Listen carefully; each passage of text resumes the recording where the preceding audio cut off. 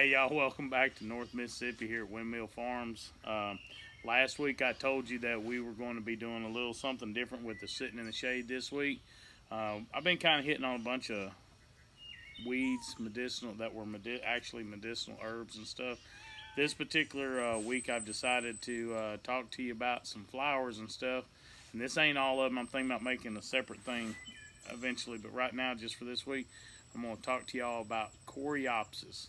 And also about, would you stop? Sorry about that, he's being a little turd. Also about spiderwort and also phlox for dyeing. So y'all come back and join us. If everything goes the way it's supposed to go, this is going to be a multi-part series from gathering to preparing the wool to dyeing. So y'all hang tight with us for a couple of days because I figure it's going to be a couple of day process for this. All right, so y'all come back and join me this week for sitting in the shade with coreopsis, your dyer's flower. Hey y'all, welcome back to North Mississippi. It's Laura here with Windmill Farm, and today we're going to be taking you on another adventure. We're doing an experiment. This is the same video that our Instagram guessing game was on. So congratulations to Andrilla around Memphis, who actually won that over on Instagram. She correctly guessed that we were going to be taking those flowers and using them to do a dye bath. Dye, D-Y-E, not D-I-E. So come on along with me while we do this. We're going to be in and out kind of here and on the roadside where we collected a lot of these ingredients. So come on, because you know, it's always an adventure. Hey y'all, when I'm talking about the spiderwort, it's got a juice in it like a aloe vera plant does. If you notice, I just cut that. And if you can see real quick, you see this juice pulling up right here on top of this right here? That right there is what you're going to add to, let's say that was a spider bite or an insect bite. That's what you do. All right, you let it dry just like you would aloe vera. That's the reason this is a very good plant to use around the house, to have around the house. And I'm also going to, in another video, show you another reason why. So y'all come on and join us on some more adventures today, all right? Hey, sorry about that. Y'all, when y'all watch me harvest this, if you notice, I'm only harvesting, even when there's two, I'm only harvesting one. You never want to harvest it. If you look back up through here, you'll see. Yes, we're on the side of the road. I told you I'm very opportunistic when it comes to this stuff. I'm going to get it in the road right away if I can, okay? But like right here where there's multiple blooms, I'm only going to pick one side. I leave the other side because Mother Nature still needs to protect itself and do itself. If I was taking this, like I showed you on the other video for actual spiderwort to use, I still don't. If you look, I've got a bucket I've already picked, and if she'll pan back toward the car, you'll see I don't have hardly any.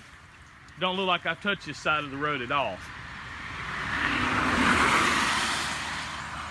I'm good. No, take the bucket.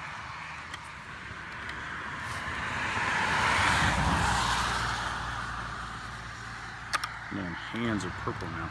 One thing I did read on the coreopsis, it said that the balled up bloom gives you just as much dye as the open bloom. Okay.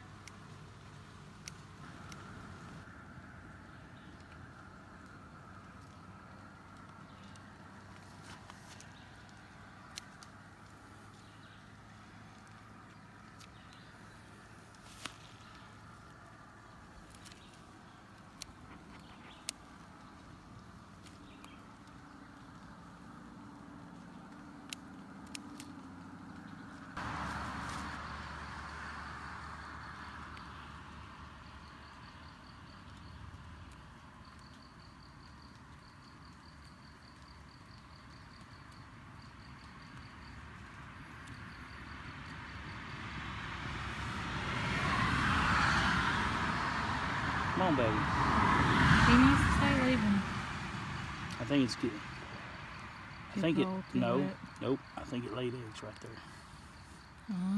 So she's about to die. She's completed her journey. She's laid her eggs. She is so beautiful. Yes, you are, baby. You are so beautiful, girl. Yes, I'm not gonna bother you.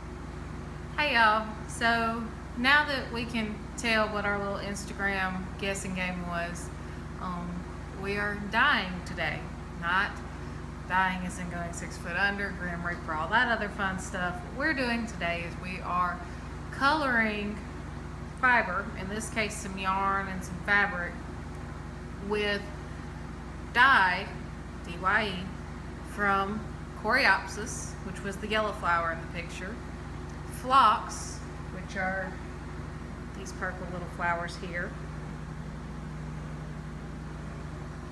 and spiderwort, which was the 3-petal blue purple flower in the picture. So first thing we need to do is we need to prepare a yarn. So these are just basically test batches really for us. So what we've done is we've weighed out, yes, you heard me correctly, weighed. We have weighed out 1 ounce of yarn. That's what this little ball is right here. The thing is while this is the easiest way to put it on our scale and weigh it, this is not how you actually want to put it in your mordant or your dye bath. We'll give definitions of those here in just a minute when you see this actual process. What we need to turn this into is a loop like this. So it's gonna take a minute, bear with me. We're gonna kind of redneck it a little bit. The jar is just to control the ball because the ball is going to be kind of spinning. Now you can use whatever you have. If you have an actual nitty knotty, which is something to hold the yarn and make these loops, you can do that. You need smaller loops, you can do like I'm doing and just use your arm.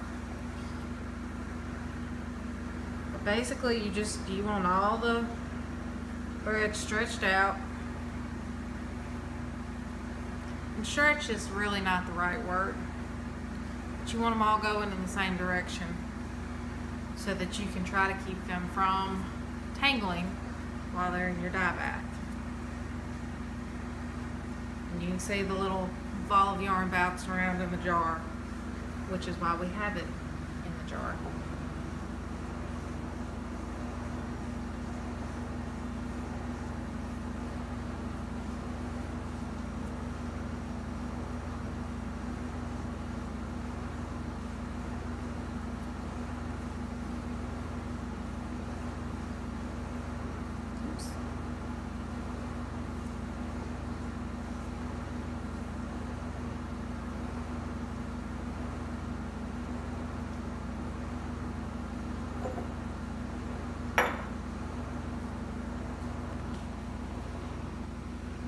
Now, we need a way to keep these all laying just the way we have them. So what you do is you take a little piece of your yarn, same yarn that you're using,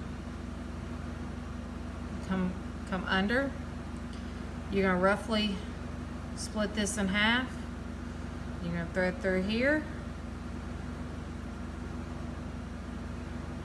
thread through here, come over the top, and tie it. You're making what's called a figure 8 in there. And that's just to, now you're not cinching it down, but you want it tight enough that it's holding those threads where you put them.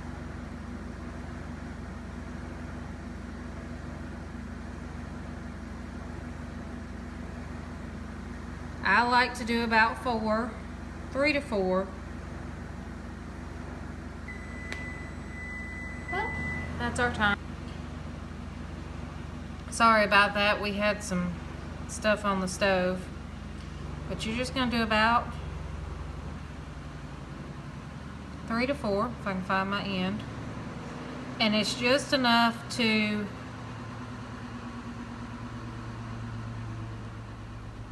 like I said, hold it in place. Now, just like if you were to tie-dye, say, a t-shirt, you know, you take the rubber bands and use it to make your different designs and stuff. I could come through here and cinch this down really tight, and then once this was dyed, those spots would be lighter. They may be a little lighter, but this is loose enough that they shouldn't be too much lighter.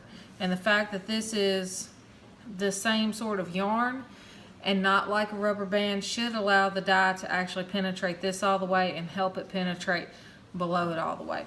So I'm going to finish this one up, and we've got another skein that I've got to do the same way. It's going to take a little while, and I'm not going to make y'all sit through that.